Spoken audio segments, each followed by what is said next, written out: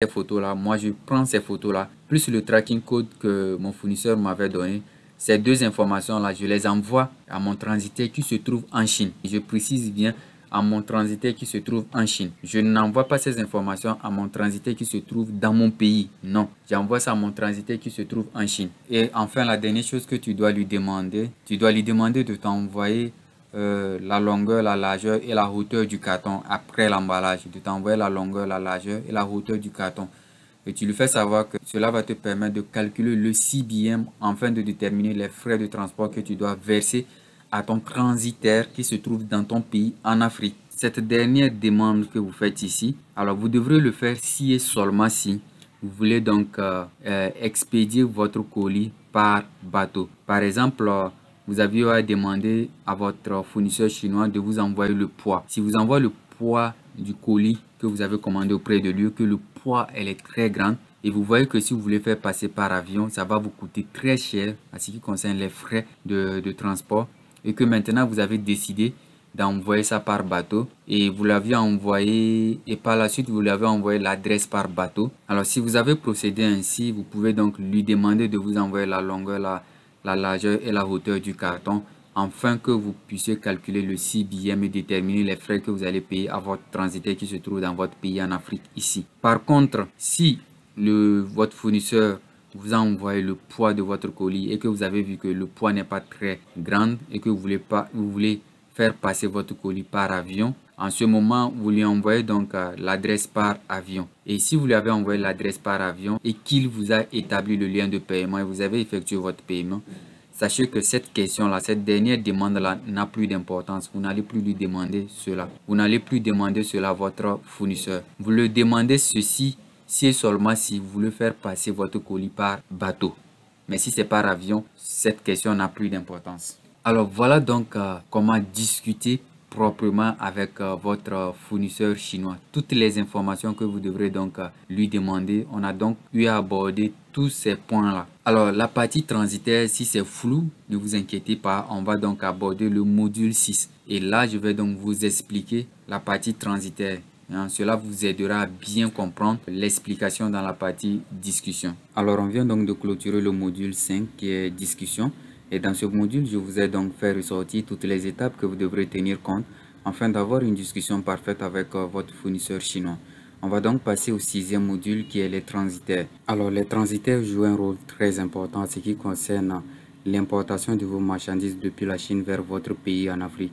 Alors si vous n'avez pas de transitaire pour gérer le transport de vos marchandises depuis la Chine vers votre pays en Afrique, vous n'allez pas recevoir votre colis. Alors l'autre alternative que vous pouvez donc passer pour recevoir votre colis depuis votre pays en Afrique, ce sont les agents de transport comme FedEx et DHL. Il faut savoir que ces agents de transport là vous facturent encore beaucoup plus cher par rapport aux transitaires. Raison pour laquelle vous allez remarquer que quand on effectue nos achats depuis la Chine, on passe toujours par les transitaires. Ce qui est gênant avec les agents de transport comme FedEx et DHL. Alors il faut savoir que sur Alibaba, quand tu achètes des produits sur la plateforme, ton fournisseur te demande en même temps de payer les frais de livraison. Il y a cette option-là. Alors sur Alibaba, vous allez remarquer que vous avez la possibilité d'expédier vos colis depuis votre pays en Afrique en passant par FedEx et DHL. Alors il faut savoir que ces agents de transport là coûtent cher. Alors moi, ce qui me dérange avec ces agents de transport, c'est que sur Alibaba, quand tu achètes un produit par exemple de 10 $, tu vas remarquer que tu vas payer les frais de transport qui peuvent aller jusqu'à 30, 40, 50 $. Tu as payé un produit de 10 $, mais les agences de transport comme FedEx et DHL vont récupérer quelque chose de 50 $.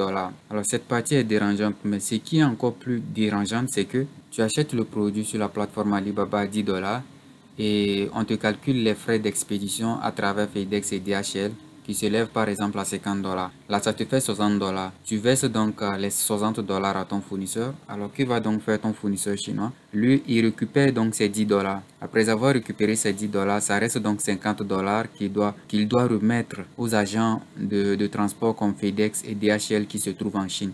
Et ces agences-là vont donc expédier ton colis vers ton pays en Afrique. Alors, quand ton fournisseur prend ton colis et qu'il va dans ces agences FedEx et DHL en Chine et qu'il les remet ton colis, il paie donc les 50 $.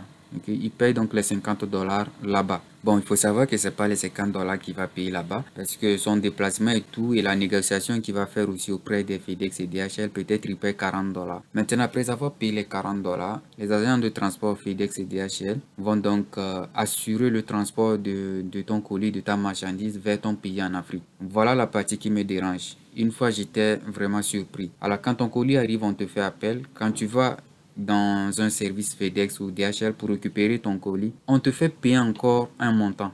Or, toi, tu as déjà payé les frais de transport depuis la Chine. Mais quand le colis arrive encore, on te facture encore. Là, finalement, tu vas te retrouver à payer beaucoup plus cher. Je dis beaucoup plus cher. Ces agents de transport FedEx et DHL, franchement, mettez-les de côté. Alors, les achats en Chine sur la plateforme Alibaba, c'est les transitaires qui vont donc assurer le transport de vos marchandises vers votre pays en Afrique. Alors, à ce qui concerne les frais de transport, les taxes d'exportation, mais aussi les différentes assurances liées à l'expédition de ton colis, les transitaires vont donc s'occuper de tout ça. Alors, les transitaires vont donc récupérer ton colis en Chine et les mettre soit dans l'avion ou soit dans le bateau et t'expédier ton colis depuis ton pays en Afrique. Voilà le rôle que jouent les transitaires. Alors la différence entre les transitaires et les agents de FedEx et DHL, pour moi c'est que les transitaires coûtent moins cher et c'est les transitaires qui s'occupent des taxes douanières, des frais d'exportation et toutes les assurances liées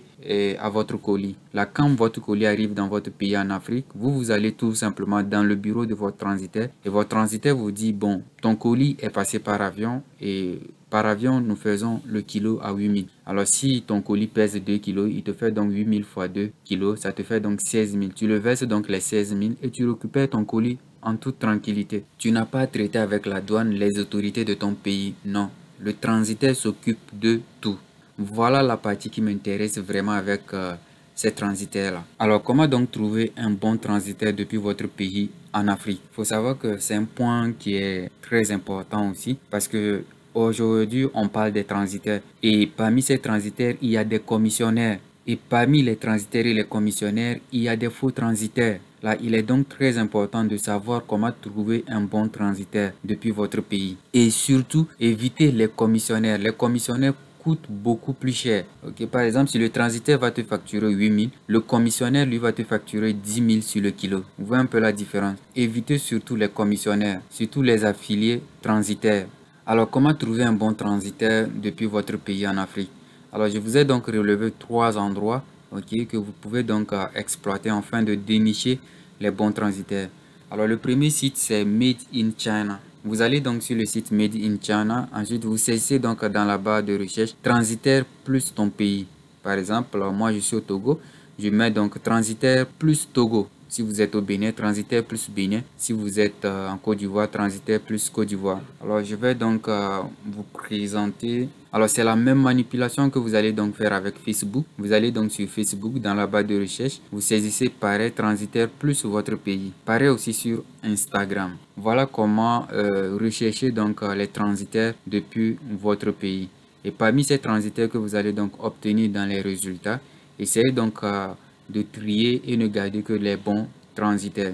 Okay? Alors, je vous présente donc quelques transitaires que j'ai eu à bosser avec. Vous avez donc le IA Express et vous avez aussi Excellence Transitaire. Voilà donc les deux transitaires là que j'ai donc sélectionné pour vous. Vous avez IA Express et Excellent Transitaire. Ce sont des transitaires que vous pouvez donc bosser avec eux. Ce sont des transitaires de confiance. Alors on va donc aller sur ces différents sites là. Made in China, Facebook, Instagram. Et je vais donc vous montrer comment le faire en pratique. Dénicher les transitaires. Alors vous allez donc sur le site madeinchina.com et vous allez vous retrouver sur une page similaire au mien. Alors, il faut savoir que Made in China, c'est une plateforme chinoise sur laquelle vous pouvez aussi acheter vos articles, vos marchandises sur la plateforme. La plateforme fonctionne aussi comme Alibaba et c'est une plateforme de confiance également. Alors, si vous recherchez certains produits que vous ne trouvez pas sur Alibaba, vous avez aussi la plateforme Made in China. Alors, ce qui est très intéressant avec la plateforme Made in China, c'est qu'elle te donne aussi la possibilité de dénicher les transitaires depuis ton pays en Afrique. Alors, avec Made in China, je vous dis tout de suite que croiser un problème, par exemple, vous pouvez tomber sur un transitaire qui peut, depuis la Chine, expédier votre colis depuis votre pays en Afrique. Alors quand le colis va arriver, il se pourrait, je dis bien, il se pourrait que quand le colis va arriver, que vous ayez à traiter avec les autorités de votre pays, par exemple le service douanier et tout. Alors Made in China quand même vous permet de dénicher les transitaires de votre pays. Alors le conseil que moi j'ai à vous donner, c'est de passer par Made in China et de filtrer donc les transitaires de votre pays, ensuite d'entrer en discussion avec eux, afin de connaître toutes les modalités sur la livraison. Vous avez aussi la plateforme facebook.com. Vous allez donc sur le site facebook.com. Ce n'est pas une plateforme à présenter. Alors une fois sur la page facebook.com, vous avez donc la barre de recherche ici. Vous venez donc dans la barre de recherche et vous saisissez donc transitaire, vous ajoutez votre pays, transitaire, vous ajoutez Chine plus votre pays. Ok, moi je suis au Togo, j'ajoute le Togo.